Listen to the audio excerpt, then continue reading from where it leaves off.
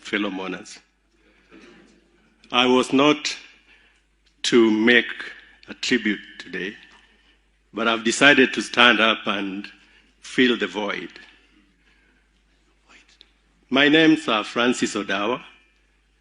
I belong to the same professional line as the late Dr. Job Obwaka. Besides that, we come from the same geographical locality. When you stand at Dr. Obwaka's home, look yonder the river, our home is on the other side. In fact, many fellows from my village went to school next to where his home is, walking a few kilometers to seek their education. Today, I'll not talk so much about Dr. Obwaka, but he's somebody I have great respect for. He's somebody I've emulated in many ways. We have had personal interactions, professionally and even at family level. For today, I just want to talk about the latest few moments that I shared with Dr. Obwaka. You are all privy to what happened around the Nairobi hospital issues. I learned of his incarceration over the weekend when there were frantic efforts to have him released. I was not able to get hold of anybody in the family to get to understand what was going on. But the day he was released, I made a phone call to Chris, who did not pick. Then I made a phone call to Dr. Obwaka himself, who also did not pick. That was some late hours, early evening.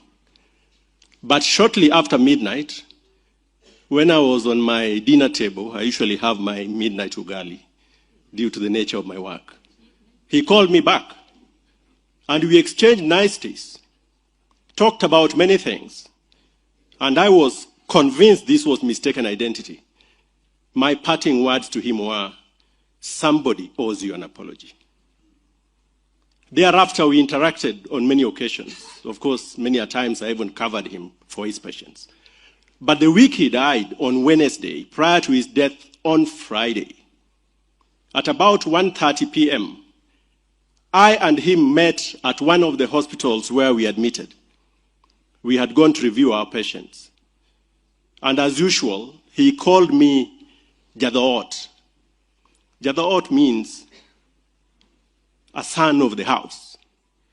By the way, I didn't mention, Dr. Obwaka's mother came from my clan, Kagere. You remember Umira Kagere?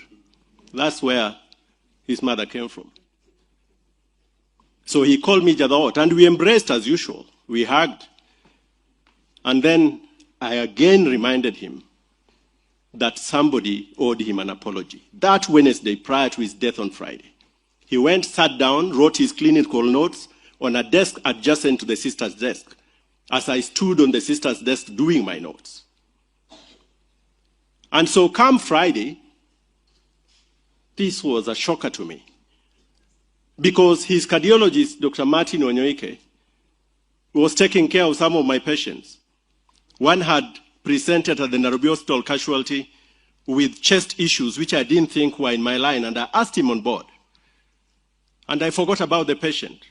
Later, I went to the same institution where we met on Wednesday, that evening on Friday, to review some of my patients. And one of them needed a cardiological review. I again looked for Dr. Martin Wanyoike, and I called him. For once, Martin did not pick, which was unusual. So I looked for alternatives who were not forthcoming. I started driving home. Then I remembered my patient that I had referred earlier on. This was about 8 o'clock, going 8:15. And then I called the husband. And the husband tells me, I asked him, where are you guys? He told me, no, we've just been set free now. My wife has been diagnosed with ABC. We've been given treatment. We are going home. 15 minutes prior to that. So I drove home. And before I entered my gate, I get a phone call from an acquaintance who tells me that, you know what? I'm reading in Mutandao that Dr. Obwaka is dead. Then I asked him, which Dr. Obwaka are you talking about? Then he says, Obwaka Job. And I said, how can that be? I was with Dr. Obwaka on Wednesday. That cannot be. So I rushed into my house, asked my last daughter to put on the TV so that I could watch and see if there was any such news. But before I could start watching the news, Martin calls me, Martin Wanyoike. And I tell Martin, this is unusual. Today you've not been faithful to your phone. And then Martin retorts to the effect that, you know what? No, it's this Obwaka issue. Then I ask him, Martin, what is it about Obwaka? Then he says, Dr. Obwaka has just been brought into the Nairobi Hospital casualty and pronounced dead. And I couldn't just believe that. Now, thereafter, I've been to the same institutions where we work with Dr. Obwaka. The first of them being MP Shah, where he had some of his last operations on the Monday prior to his death. And what information did I get? That was last week on Tuesday. That Monday, Dr. Obwaka poured it out all to the nurses that he was working with as he was doing the surgery. He told them his life history, how he grew up in Ziwani, etc., and how he still maintains and services that house to assist his fellow villagers who come to Nairobi seeking for employment before they can be settled. That's what he told them. And at the end of the day, he told them, you know, maybe very soon you may not keep seeing me here, you'll be seeing Chris. That I was told yesterday. Yesterday, Chris, you don't know about this. I was told that yesterday. I was in the same theater. That was at MP Shah. You may be seeing Chris. Those were his words. And when I was operating at Nairobi Hospital last week, the nurses there said, we have never known a bubbly surgeon, male surgeon like Dr. Obwaka. Those were their words. For me, yes, a great mentor, great character, emulable, and we shall miss him. I'm coming home. I have 2 rams for Dr. Obwaka, for your best guests, which will be delivered by tomorrow. Fare thee well, fare thee well, my dear mentor. Thank you. Thank you very much, Daktari. I'd like to invite Dr. Gikonyo to say something before Dr. Mongera and then Dr. Wahenya. Oh, Michael hadn't seen you. I was actually starting to resent you. Therefore, I will not speak. I'll just say that we are sad to lose a job. I think the man who knows job best is Michael Wahenya, and by extension, me, because Michael Wahenya is my cousin. So I know him through him. Hi, cousin. Job was the most hilarious man in our class, always laughing. I've never seen Job actually sad, except the time he was putting all these problems. And they took away his smile. And my smile also is a bit, I've just come from court to represent Gachagua. And I thought about Job, but anyway, that's another story. We are here, and Wahenya will talk about our classmates of class of 75. I will not speak anymore since you have come. Thank you.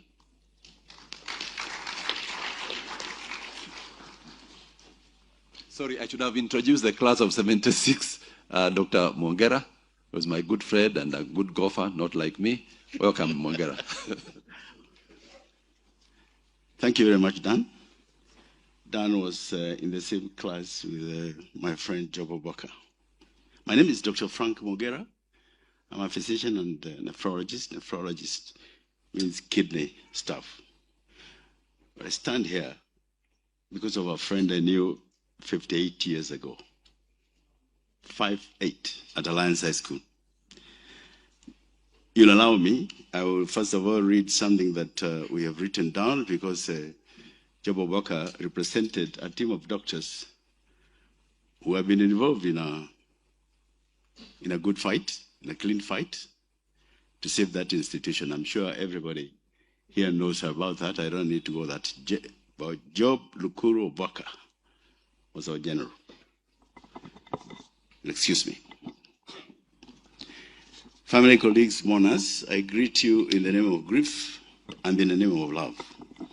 I stand before you as a nephrologist, not even as a colleague, but as a brother who had just lost a brother of 58 years.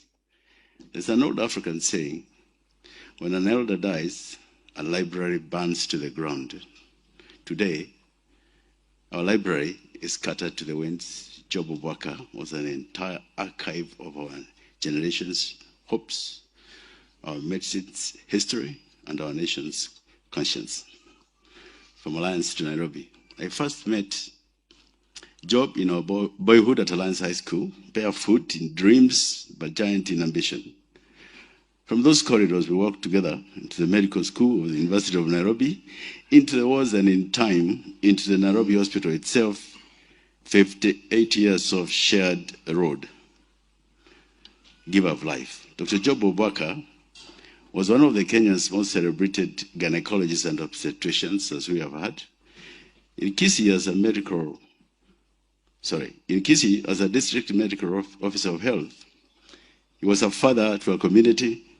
Mothers came in their hour of fear and left with life in their arms. There, a small boy who passed his office each morning and looked up at the man in the white coat. A seed was planted. That boy grew and became somebody I'm going to refer to as Dr. Barclay Onyambu. Dr. Barclay Onyambu is currently the chair of the Nairobi Hospital Board of Directors. I will not call it Board of Governors, or Board of Management. And Dr.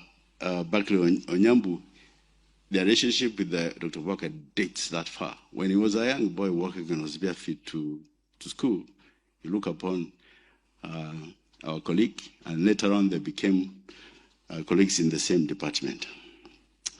As an obstetrician, Job ushered countless Kenyans into this world. As a gynecologist, he saved as many mothers as he delivered babies. The cruel irony. And yet, here is the bitterest verse. Dr. Job Obwaka was pronounced dead on arrival at the Nairobi Hospital, the very institution where he saved lives, brought lives, and fought for the dignity of medicine. The same gates he walked through with his white coat of healing, he was wheeled through with a white sheet of death. Job did not die quietly. He died wounded, not by disease, but by betrayal. In the twilight of his service, he was hounded, harassed, and humiliated. He was arrested on charges no honest tribunal would entertain. He spent 2 nights in a police cell. He was paraded before a criminal court for offenses he never committed. Meanwhile, those who ought to answer to history walk free, while the institution they superintend bleeds out close to 1 million shillings on inflated legal retainers to defend the indefensible. Call for justice. We as doctors call upon the office of the Director of Public Prosecutions and the Directorate of Criminal Investigation to drop this case against Dr. Job Obwaka with immediate effect. You cannot prosecute a dead man. Thank you. You cannot prosecute a dead man. And in truth, you ought never to have prosecuted him. Let the file be closed. Let his name be cleared. Let his grave be free of dust of false accusations.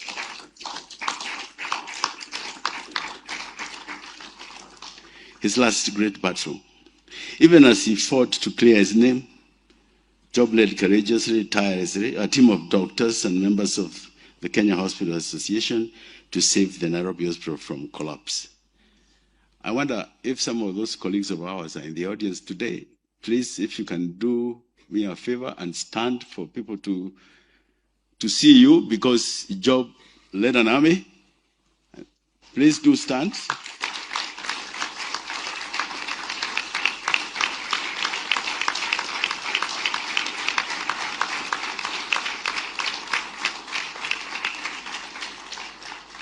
Thank you very much. I would like to have introduced you, but my eyesight doesn't allow me to, to identify you from that far. I'm sorry about that. He rallied the conscience of this nation's legal community, and 12 of the Kenya's most distinguished legal minds stepped forward, pro bono, not to defend not just Job, but the very soul of the institution. And I'll mention them. I'll start by Ahmed Nasir Abdullahi, Senior Counsel of Abdul Nasir Abdullahi Advocates, James Ocheng Oduo, Senior Counsel of Triple OK Law Advocates, Dr. Honorable Otiendo Omolo, Senior Counsel of Orachia and Omolo Advocates, Dr. Nelson Harvey, Senior Counsel of Harvey and Company Advocates, Dr. Charles Kanjama, Senior Counsel of Muma and Kanjama Advocates, Willis Echesa and Mila Bwire of Echesa and Bwire Advocates, Nelson Ashitiva and George Kingori of Ashitiva and Company Advocates, Teddy Ochieng of Teddy and Company Advocates, Ms. Eunice Lumalas and Ochieng and Kavere LEK Advocates, Benigno Aquino of Benigno Aquino Advocates, Sufrine Mayende of Sufrine and Partners Advocates. Last but not least, the Honorable Senator Okia Okoiti Omtata, Bernard Muchiri Machere, and Naomi Nyekerario. The last two in his firm were the petitioners. To these warriors of justice, do not lay down your shields now. The general has fallen, but the battle is not lost. The hospital is rescued from the grip of this loot. When the hospital, is rescued from the grip of these looters, every laurel laid upon your shoulders will also be laid upon Job's grave. Save the Nairobi hospital. In saving it, you honor Job. We salute to Honorable Kia Ukoito Mstata, Bernard Moshere, and Ms. Naomi Nyakarario Misati. These two patriots who arrived at the very hour of crisis and stopped an annual general meeting crafted to consolidate the looters' grip. That is in February this year, when the so-called board of directors crafted an EGM that it took Omtata to go to court and stop. If that was not stopped, I can assure everybody in this